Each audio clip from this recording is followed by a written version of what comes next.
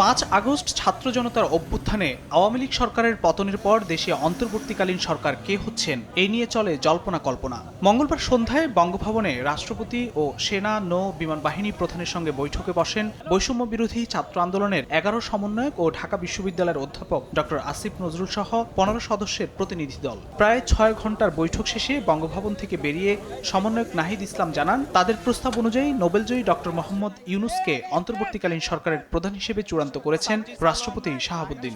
বলেন, অন্তর্বর্তীকালীন সরকারের সদস্য হিসেবে একজন ছাত্র প্রতিনিধি সহ 10 থেকে 15 জনের একটি প্রস্তাবনা রাষ্ট্রপতির কাছে হস্তান্তর করেছেন তারা।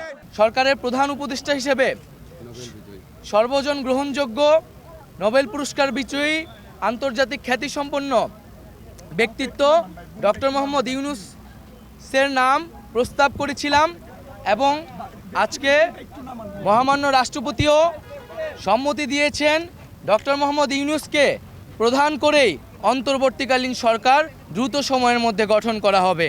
এই সময় অন্তর্বর্তীকালীন সরকারের মেয়াদ কতদিন থাকবে এবং বাংলাদেশে কবে নির্বাচন হবে সে বিষয়ে সাংবাদিকদের প্রশ্নের জবাব দেন অধ্যাপক আসিফ নজরুল। আমরা একটা এক্সট্রাঅর্ডিনারি সিচুয়েশনে এই সরকার গঠন করতে যাচ্ছি।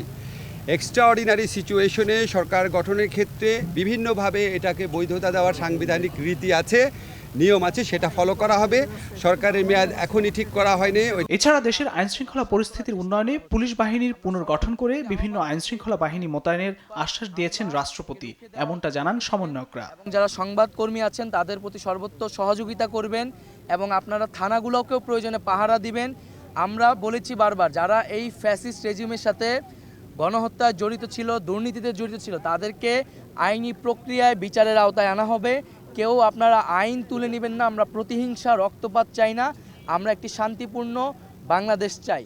নোবেলজয়ী ডক্টর মোহাম্মদ ইউনুস আগামী বুধবার দেশে ফিরলে অন্তর্বর্তীকালীন সরকারের শপথ অনুষ্ঠিত হবে। এর আগে গত সোমবার অন্তর্বর্তীকালীন সরকারের রূপরেখা নিয়ে দেশের বিভিন্ন রাজনৈতিক দলের নেতৃবৃন্দের সঙ্গে বৈঠক করেন রাষ্ট্রপতি শাহাবুদ্দিন। ফখরুল ইসলাম, দেশ টিভি, ঢাকা।